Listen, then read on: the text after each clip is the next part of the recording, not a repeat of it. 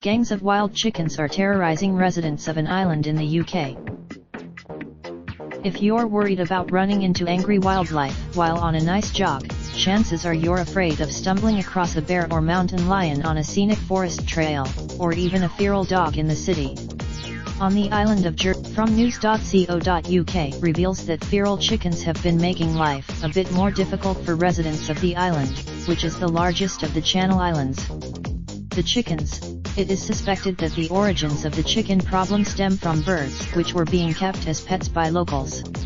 The birds may have the residents attempted to curb the spread of the birds by hiring a firm to cull them.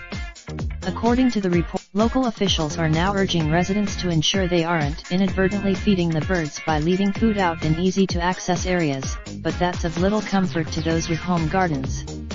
Reports of the landowners are allowed to take out chickens deemed a nuisance if they are within their property, but that doesn't seem to be doing much good for Jersey residents thus far.